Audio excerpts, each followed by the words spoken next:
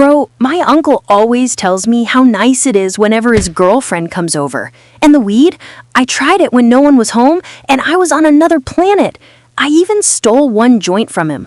I'll smoke it this weekend at night. We're becoming men now. We need to start doing more of these things so we'll be pros when we grow up, one of the boys said during a group conversation. During such conversations, Elijah only laughed and listened, nothing more, because he couldn't relate to those experiences. He was brought up in a decent home. His dad had passed away when he was very young, leaving only his mom to care for him, and she did an excellent job. She was a good woman, a mother not only to him, but to his friends.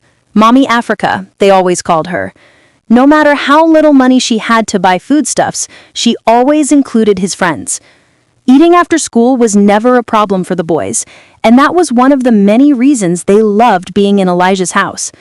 Elijah sometimes ate at his friends' houses just for a change, but no home could beat the generosity, togetherness, and kindness Mommy Africa showed. "Mommy, rest. You've been working since morning. Let us help you clean up and do other things," his friends would say whenever they were around on weekends or during the holidays. Aside from school activities, Elijah had other interests, like teaching. He was one of the Sunday school teachers in his church. He was diligent in his service, and people in the community loved him for that. His mom was a small food seller in the area, and her income alone wasn't enough to sustain them, since she also had to save up for Elijah's school fees. Fortunately, the church supported less privileged families, and their assistance helped them tremendously. They managed pretty well, and life was going fine. Until Elijah's mom fell ill some months before he completed his secondary education. He tried to remain serious in school, while also dedicating time to care for his mother. But each day her condition seemed to worsen. The church paid for her medical checkup, and the report was devastating. Breast cancer, the metastatic type. Some money was raised for her treatment, but it wasn't enough for proper medical care. Elijah did all sorts of odd jobs after school and on weekends to raise money to support her treatment. Life wasn't easy, juggling his final exams and caring for his mom, but he worked tirelessly. She was the only close family he had, his dearest mother, and she had to get better by all means. Days turned into months, and the months into almost a year. Elijah completed his secondary education, and the day that should have made his mother proud became the worst day of his life. His friends were often around to lift his spirits, and some community members and the church supported him in whatever way they could. After the burial rites were completed, the reality of his new life hit him. "So, after everything I did to serve you, Lord, the church, being obedient to your commandments and teaching Sunday school classes, I prayed to be blessed so I could take her to a better hospital. But since that didn't seem possible, I prayed every day for a miracle. And this is what I get for serving you? You couldn't even wait until she saw me in my graduation gown?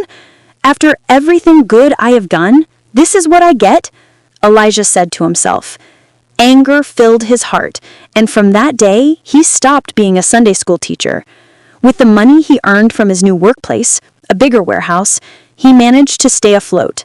Years passed, and Elijah grew into a young, handsome man with dreams and aspirations. One night, he left for another city. He rented an affordable place to stay while trying to get back on his feet. A new day meant a new hustle, and in no time, he got a job as a store assistant in a big company. He didn't have academic qualifications, but his experience and interpersonal skills made him stand out, and the owner liked him immediately. "I'll be out for a few drinks and some relaxation at the club.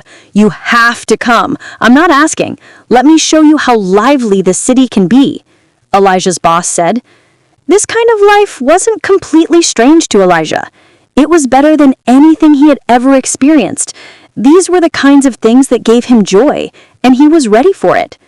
He performed well at work and lived his best life. He couldn't have been more satisfied. He impressed his boss, and because he liked Elijah's outgoing personality, he didn't mind him tagging along with him and his friends during weekends. Work life and leisure were balanced perfectly. The cash flowed in. The ladies trooped in like flies, including older women. Parties, women, booze, drugs, on repeat. But the lifestyle soon took a toll on him. He began coming late to work, showing up high, and drinking in the office. His performance dropped, and rumors began to spread in the company. He received several queries, but things only got worse. Eventually, he was laid off. Yet he continued on as if it didn't matter. Soon, he became broke, and no one associated with him anymore. The streets became his home. Stealing to buy cheap booze and snacks became his life. One day, as he was walking back after a successful mission of stealing, he saw a signboard for an upcoming church program. It read, "Come home. Jesus welcomes every prodigal son and daughter." The sign brought back memories he had locked away. He hated the feeling, so he drank himself to sleep. The next day was the usual hustle, and beside the uncompleted building near him was another signboard, "No one is too far. Return to Jesus today." But that wasn't there yesterday, he thought as he went to commit another crime. He entered a shop pretending to be a customer, but one of the workers recognized him. He alerted others, and Elijah was grabbed and beaten to a pulp by 5 angry men. Apparently, he had stolen from the shop before, and the CCTV had captured him. "Calm down, Rich. Please, just forgive him. I'll pay back what he stole from you in the past," Timothy pleaded. He treated Elijah's wounds and tried to chat with him, but Elijah wasn't responsive.